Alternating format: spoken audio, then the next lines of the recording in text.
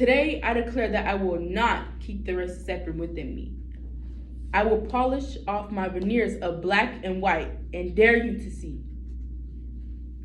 all that is me, all that is real, and all that is misunderstood, even by the ones that love me the deepest and love the uniqueness.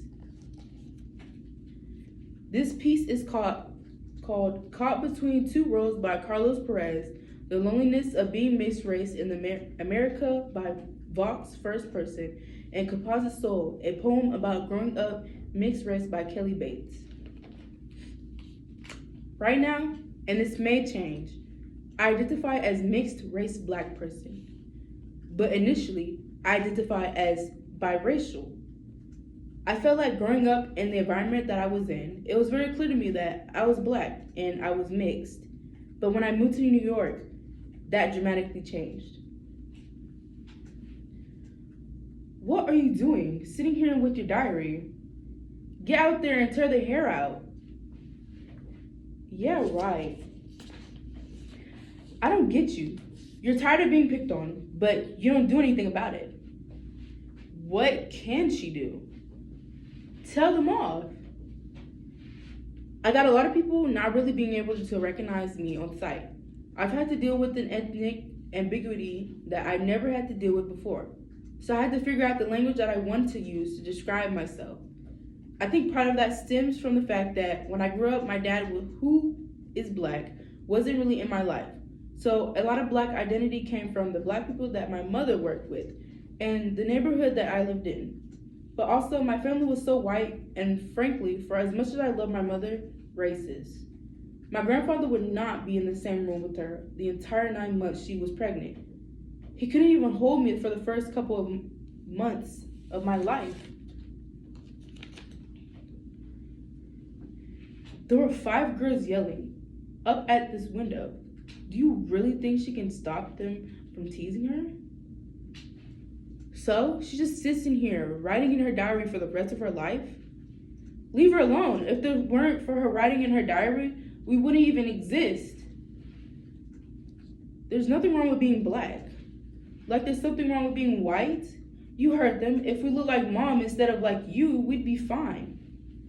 You mean instead of like dad? Sometimes I think mom's ashamed of me because I look like my dad. Can you handle it? You'll see me wearing big J-Lo hoops on my ears with a long Janis Joplin dress hanging from my tan body. You'll hear me talk trash with an urban root accent, slapping my hands in loud laughter, and next talking about them. Can you handle it? You'll watch my wild curls spring from my head, every frizz uncovered, every strand untamed, every piece unstraightened. You'll watch me jump, bend, sway, and lift up my fist to fierce soul and hip-hop, deep defiant rock, and the sound of steady African drums. You'll watch me over my lifetime love black men, white men, and women of every hue, because I won't fight the beauty of humanity.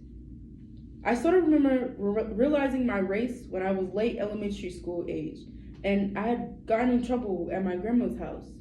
And I remember putting like baby powder on my skin and like trying to convince myself for whatever reason that I would not be as in trouble if I looked more like my mom. There are also privileges I have that other non-mixed black people don't. I'm lighter skinned. I might not be white passing, but I can pass as something else. Because for some people, I'm racially ambiguous. What has happened is I have found myself in situations with white people who feel very comfortable saying things that are not okay. It's this sort of, you're not like other girls. Like my grandfather wouldn't even be in the same room with my mom. But then once I came into this world and they realized, oh, she's a baby and race has nothing to do with this. It wasn't. We see black people as human beings and we should respect them. It became, you're a black child and you're the exception to the rule. Will you accept this freedom and smile with joy? Watch me be me. Watching me discard your images of what you see or want me to be and still love me? I carve up the black and white versions of me and toss them to the fire and take back out my truth of composite soul, glistening, warm, and never fading. Today, The races will no longer separate within me. And I am me and free. Can you handle it? It's weird being in places with people who try to make you the exception to the rule. And it makes me want to double down. Because I'm not an exception. I think that he has really made me embrace this idea of I am black. I am mixed, but I'm black.